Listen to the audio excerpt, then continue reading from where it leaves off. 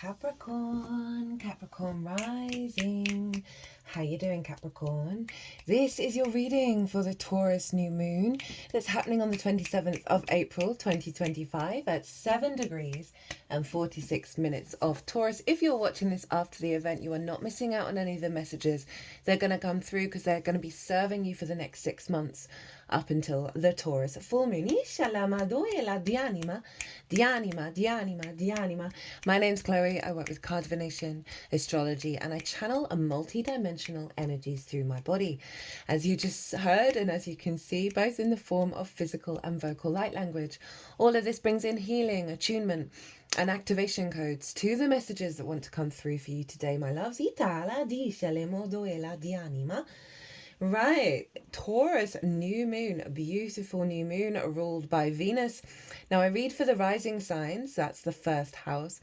So for those of you who don't have Capricorn in the first house, look to the house it does fall in your natal chart.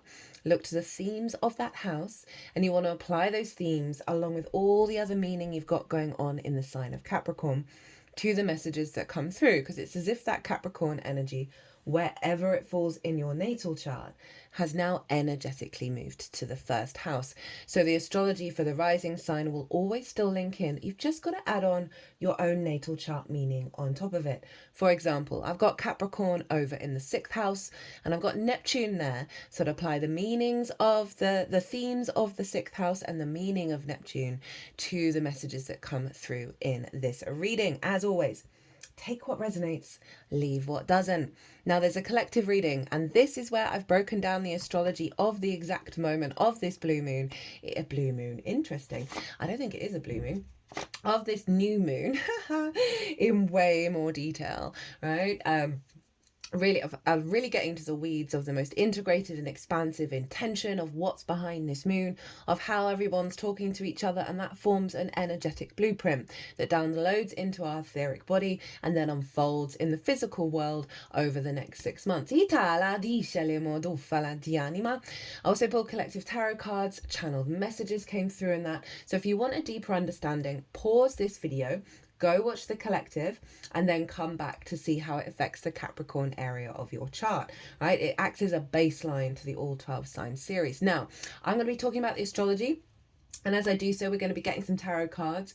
And these are going to be based on the core channeled message that came through very loudly in the collective reading. So this new moon in the sign of Taurus, the first earth sign ruled by Venus, our connection to our physical individual incarnation, is bringing in a blueprint for the big unfolding, right? Yes, we get activation codes with every transit, but this feels a little more substantial, like it's doing some really hardcore work, right? That's part of the bigger cycle that we're working with this year and next year. The astrology is wild. We're in the year of the 9, completion energy, the year of the wood snake, shedding of skin. The astrology this year, next year, haven't been seen in thousands of years. It is so wild. We are shifting our consciousness at a very profound level, but it means, especially with this one, with this moon, we are clearing out so much conditioned conscious programming of our species, not even conscious, unconscious and conscious, because of the Taurus energy, our physical vessel, our senses, the energy, that the programming that's in our body, realigning away from fear to abundance, and that's the Venusian energy. And there's another layer of this linked into universal love, which I'll get to when I talk about where Venus is. So my loves, we're going to get one card to let us know what's the blueprint. What's the blueprint that's downloading into your physical vessel, that's recalibrating your physical body, right, into alignment? We're also going to get one card on how to work with it, how to amplify it, what's best to focus on in order to bring that blueprint into its fullest form and elevate it even further. Also going to get the card at the bottom of the deck, which acts as the root energy for the blueprint. And we're working with 2 oracle cards, or oracle decks even. And we'll get some cards at the end. Now, Capricorn rising. Where is this new moon in Taurus happening for you? Well, this is in your 5th house of your creation energy, right? The house of joy. Now, everything I'm going to say stems from your creation energy, which is your life force and how you create with it, right? Amusement, play, games, children, both literal children as well as figurative children, such as your inner child, creative things you birth into the world that feel like your children, as well as romance, dating, and love, the house of joy, a new reboot in your physical vessel, feeling good in the 3D world. Remember, Taurus is ruled by Venus, love, connection, harmony, creativity, abundance. So this is a beautiful moon, but there's stuff going on. There is stuff going on. There is a part of this whole soul retrieval energy that we're working on this year in a very profound way. And when I say soul retrieval, it simply means chipping away at the conditioning, right? Clearing the clutter, clearing the programming to get back to your root code and bringing that into its full being in our physical 3D realm. So you got a new moon, elevate, new blueprint coming in around your creation energy. Oof, lush, around joy, around pleasure. Now, why is there so lots of stuff going on? So it's not the easiest of moons we're gonna be working with over the next 6 months. And as I get that, there's been quite a few pre-shuffle cards. This doesn't feel like your blueprint. This figure doesn't know their own value, right? They're in a good position, but they do not know it, right? Look at that face. And this just popped out when I was saying that. So an upgrade in you understanding your physical value, your physical worth. Taurus is very much about the things that we value, as well as Venus. And this is, that card feels like a real hint. And we'll see what cards we get coming forward, of the blueprint of you knowing your own value, knowing your own worth, your own love, your own creativity, your own pleasure, your own joy, right? And you're not getting distracted by how other people may be perceiving that, or what other people have, and all that kind of thing. It feels really powerful that came out. So we've got Pluto over in Aquarius, another fixed sign, squaring the moon from your 2nd house of your skills and your tools, of your resources, how you manifest and bring in regular income, regular resources, the things that you value, and most importantly, how you value yourself. If you don't value yourself truly, madly, deeply, unconditionally, then we can place value in things that recreate that distortion of our own value. And that 7 of Wands is very much about this theme. And so Pluto is recalibrating your universal frequency back to your power, right? Your rooted power, a sort of more egalitarian future thinking outlook. Pluto is about power though. It can bring about control and difficult power dynamics. And not only that, but we've got Mars over in Leo, square opposite Pluto, squaring the moon, right? We've got oppositions and squares. These are hard aspects. And they involve challenges, but they are also how we build in the 3D world. So Mars over in Leo, in your 8th house of the outside world's resources and your interaction with those resources, the give and exchange between you and anything other than yourself, right? So those resources are more one-off resources, such as bonuses or commissions or inheritance, and that can be 3D and multidimensional inheritance, as well as dealing with the resources of the outside world, such as loans, that kind of energy. But it's also relationship dynamics, right? The give and exchange between you and anything other than yourself. Time, money, energy, intimacy, ideas, reciprocity or the lack thereof, scarcity complexes, fear mindset, codependency, hyper greed, hyper independence. Those are all themes when we're out of balance, right? When we're prioritizing either ourselves or the outside world to extremes. Now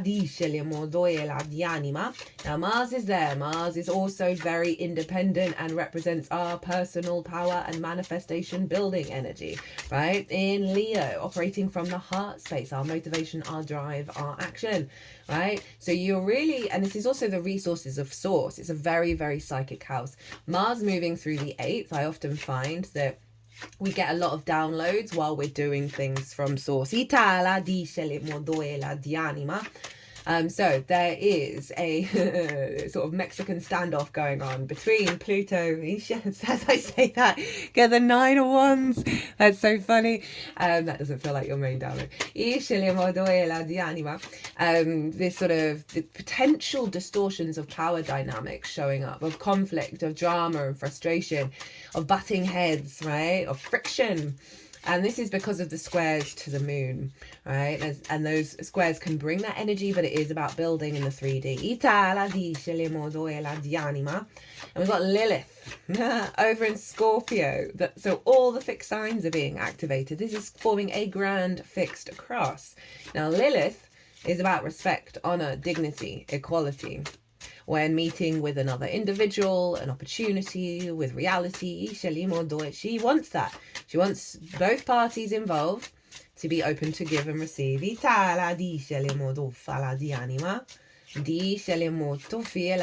And if she's met with hypocrisy or hierarchical systems that don't make any sense and tries to figure it out, tries to work it out, but is met with a brick wall, i.e. no moving, no budging from the other side, she is She is very, very happy to pack her bags and go do her own thing. Go, you do you, boo. I'm off to go and connect with those who are open to those higher vibrations of interaction and alignment, right?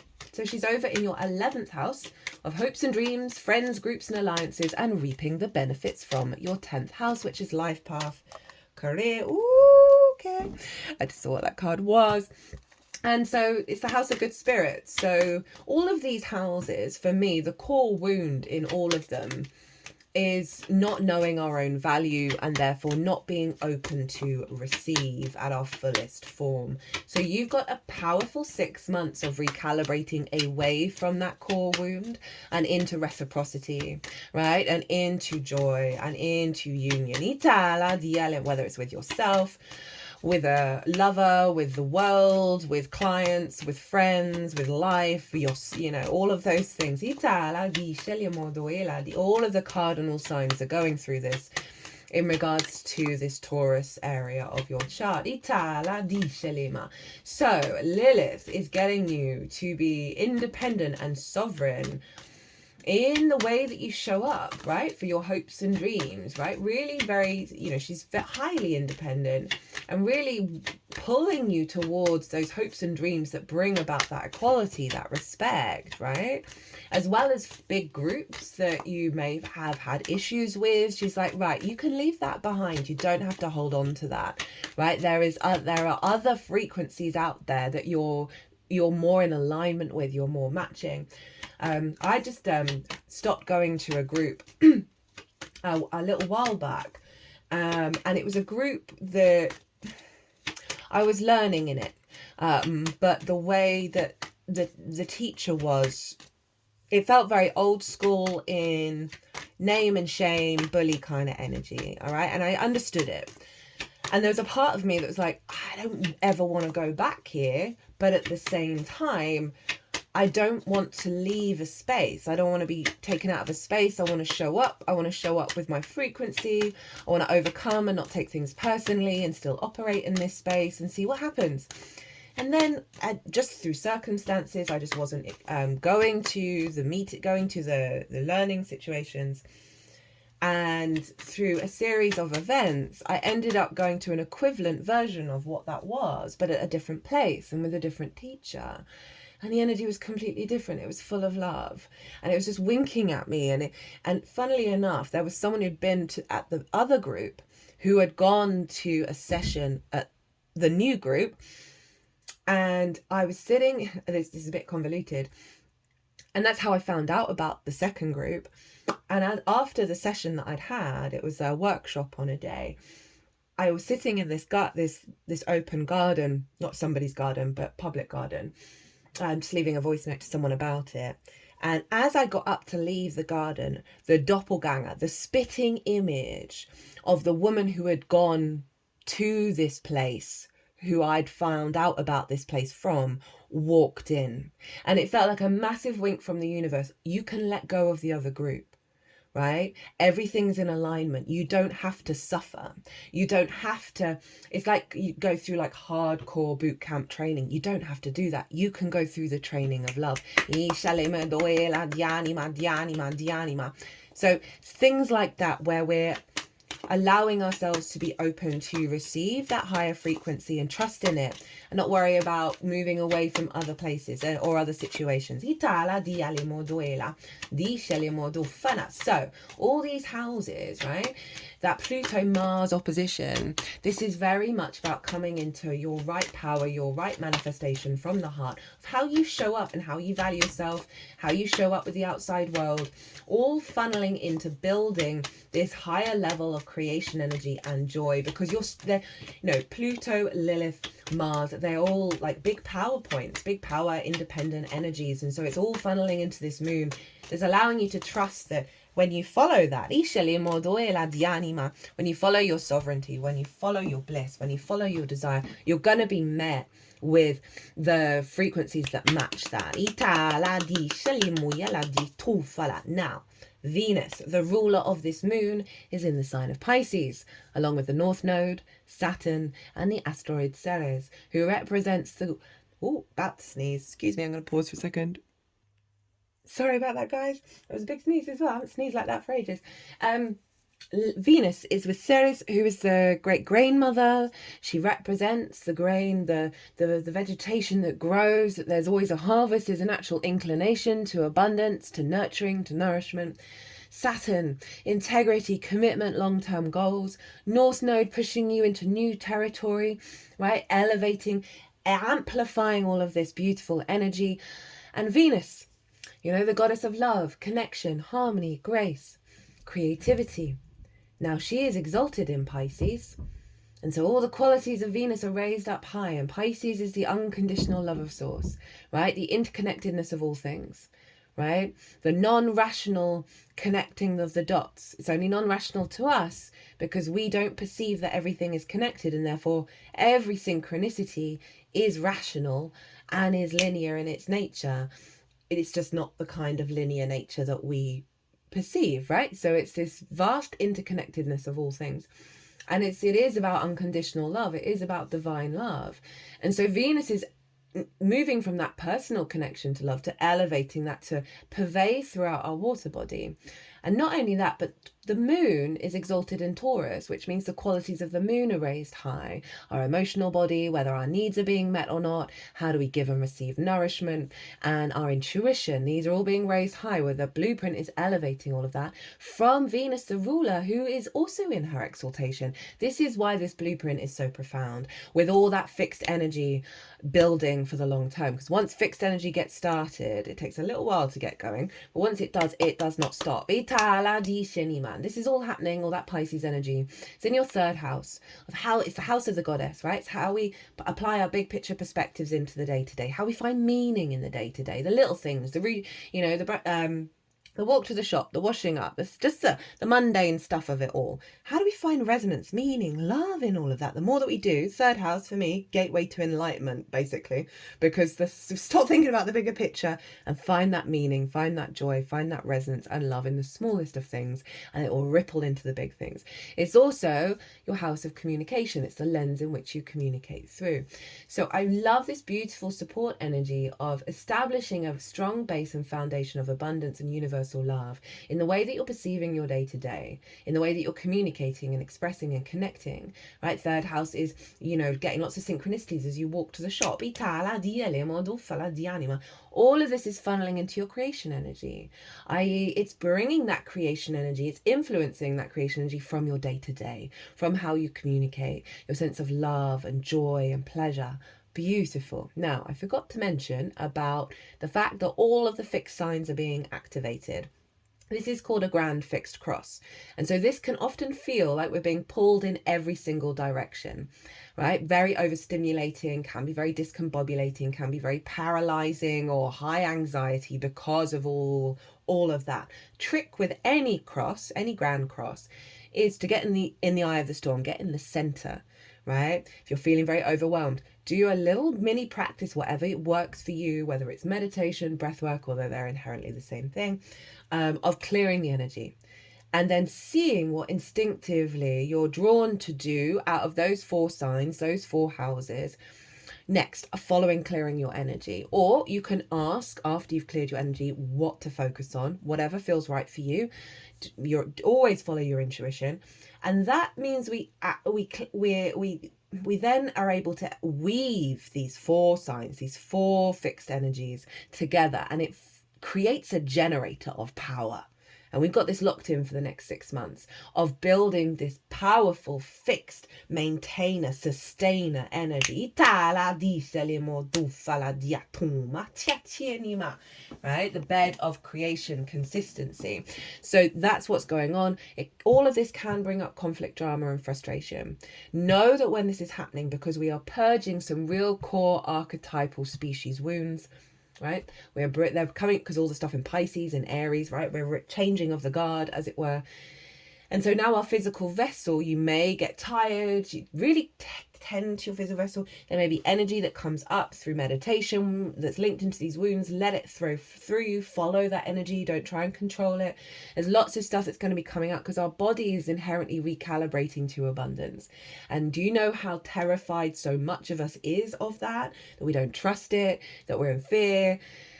That's why there's going to be potential dramas and difficulties. And when you have that perspective, okay, this is what's going on, it's coming to the surface, then you can sort of you can zoom out a bit if things do show up in that way. Right, what is the blueprint, my loves? What is the blueprint for you that's coming through with this new moon? The sun. I love this when it shows up in the 5th house, because this inherently is the inner child who is free, right? Who is liberated. I forgot to mention, we can have a lot of trauma in the 5th because of that inner child, because of the distorted love languages that we take on, that we then can recreate in our romantic relationships, in our relationship with our own pleasure and joy and creativity. And when the sun shows up there, this is the inner child free, liberated, illuminated, big yes energy, following the light, following the joy, following the pleasure of existence through that sense of freedom and liberation. There's also stuff going on with Uranus, with all of this, which I talk about in the collective reading. This is the biggest yes. This is, I don't feel like I need to say anything more with that, of like real clarity and vision and energy, right? Vibrancy coming in through your creation energy and feeling good in the 3D world. There's allowing you to step into a deepen and releasing a lot of the wounds around the inner child, which is going to strengthen how you value yourself, how you show up with other people, how much nonsense you take or how much love you give. And a real sense of following that innocence around your hopes and dreams. So often we can be very jaded of how they manifest and whether they will do, but bringing this childlike energy in of anything is possible. Right, how to work with this blueprint, right? What to focus on. The universe is like, this might be a good idea. Oh my goodness me, 2 of Cups. This, even though this is Venus in Cancer card, this is my Lilith card. This sums up what Lilith's main agenda is. They are eye to eye. They are equal. There is respect, honor, and dignity. They are both open to give and receive. The unification of the feminine, masculine, and spirit. This real sense of deep reciprocity and love and honoring. They want you to focus on this. I'd focus first within yourself, of coming to love yourself madly. Do some deep healing work. We've got the caduceus there, the 2 snakes, which is a symbol of healing, but also kundalini energy. We've also got spirit. Hi, little lion. Right? So there's a sense of coming to love and respect your creation energy, your pleasure, your joy. Be open, like maybe be in open dialogue with those energies and see what they want to receive and what they want to give to you. You know, with that Venus energy over in your 3rd house of communication, that might be a really great idea to sort of set up a little meditation practice whenever you feel like it, to connect to that inner child, connect to your bliss, connect to your creativity, and ask it questions, you know. Just be open. They're really wanting you to focus on this frequency of not the old patterns, not that 9 of Wands. What was the other card? Not the 7 of Wands, where you don't know your own value. These people are both standing in their own power and they're matching each other. This is that awareness that when we cultivate this within ourselves, i.e. deeply honouring and respecting ourselves, we then draw that towards us, and that kind of ties in with what I was saying about the group dynamic, right? Also Mars over in your 8th, of reciprocity of actions in relationships, whatever kind of relationships that is, that Piscean energy of finding that love, finding that healing, that union in the little things, in the day-to-day, right? Oh, beautiful energy, Capricorn. I mean, 2 very, very, very positive cards right there. What's at the bottom of the deck for you, my loves? Oof. High Saturn. So we've got the end of the major arcana. We've got the world. No, and so this is in Pisces. Know thyself and the world will open up to you. This is the root energy of stripping you of all your conditioning, all your programming, liberating freedom, right? We've got 2 energies that are very free. They are unclothed, right? YouTube would have a problem with that. But that is our natural form. That is when we are at our clearest. We're not masking anymore. She's wrapped in purple. Well, actually, in the original tarot, this used to be a hermaphrodite, right? Both feminine and masculine. And the awareness of that. Purple represents royalty. We've got the 4 fixed signs here, so not surprised that this is shown up. We've got the 0, which marks the beginning, having come to a state of completion, and the infinite possibilities that when you shed yourself of all the bullshit, right, and you really get back to, okay, what are the core principles within me that I want to operate from, and let go of the pain, of the resentment, of the drama, and like, okay, love, how do I show up with love when I'm in pain? It's those kind of questions that really pull you even further into yourself. So this is at the root, this mature freedom to go along with that inner child freedom. And that's so beautiful. It's so beautiful. And as I said, know thyself and the world opens up, right? So there's a real huge shift in your frequency going on that is allowing reciprocity at its most profound level as we have the child and the mature energy combined, right? That real sense of innocence and bliss and agency. Right, what have we got here? Which one first? Okay, let's see. Fala di anima. Ooh, we've got one that I have never had before using this deck. So, from the Keepers of the Light Oracle, what have we got? Hey, Jesus. Hey, Jesus. Master Jesus. Forgiveness. You are on the path of light, love, and forgiveness. Father, healing is possible at this time.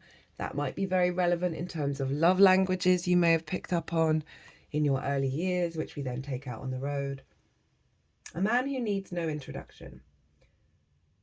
Through both the Gospels and the Gnostic Gospels, we have come to know Jesus as a great teacher, loving guide and generous soul who accepts us all. Although he is a focal point of Christianity, he will respond to anyone who reaches out to him. He helps us overcome sacrificial love, when we have to leave something behind in order to get the love that we want.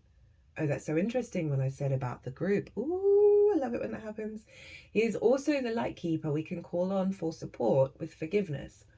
He reminds us that our connection to love is the most important connection we will ever create.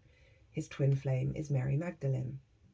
Forgiveness is an act of self-love. You are being encouraged to know that whatever you have done to yourself or others, the divine is not condemning you. You don't have to forget what's happened, but you no longer need to allow your whole story to be defined by a situation that doesn't support your happiness. Jesus is here to bring miraculous shifts of healing to you and all those around you, and to release you from the burden of self-loathing. He wants you to know that he sees the child of God within you. He also brings clarity and healing to any situations concerning your Father, either on earth or on heaven. Ooh, okay. Okay, brother, I see you. Itala dicele modu fala diatuma.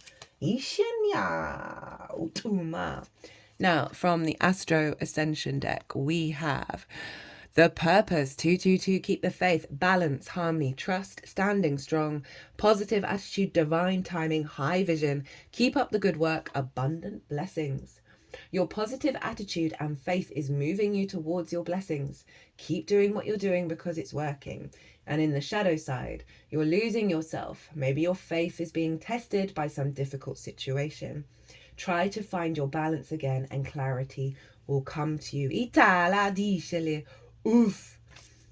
Your purpose is freedom, is joy, is play, is love. Oh, keep the faith, work through the issues. Know that you've got Master Jesus helping clear the lines, clear the blockages to help liberate you and bring you back into your divine harmony or divine balance. At the bottom of the deck, we've got Horus, Cosmic Gateway. I believe both Leo and Virgo got this card. Your thoughts are magnetic and powerful. Miraculous changes are occurring. This is coming to this. We are creating our own reality. I know that's triggering, but this year, operating truly from a place of love and reorientating ourselves away from conflict is the way forward. It just is. More so, I've never felt called to say we create our own reality other than this year, right? Because we are going through a huge shedding of the fear mindset. And it's up to us to put the habit in of the practice of focusing on this. Right. At the bottom of the deck, Aquarius, I aspire. Being you makes you a star. Eccentric, unique, visionary, original, inventive, progressive, independent, creative, distant, detached, cold, the star. This is your second house of how you value yourself. And this is, I think the main message is this. Of you, like, can you take this on board and believe this in your physical vessel? This is what's going to be implemented in your physical vessel, of honoring your own stardom, honoring your own unique creation energy in a way that is going to just simply unfold into divine union and love and light and all of that good stuff. Right, Capricorn, what a reading. I'm going to leave it there. I hope you enjoyed this. I hope it resonated. If it did, why are you not focusing? If it did, I'd love to hear from you. Hit that like button. It's always an honor and a privilege, as always. Capricorn, if you want a personal reading, my website is everywhere, or you can email me directly. But other than that, be good to yourselves, be good to those around you, safe travels, and be well until we meet again.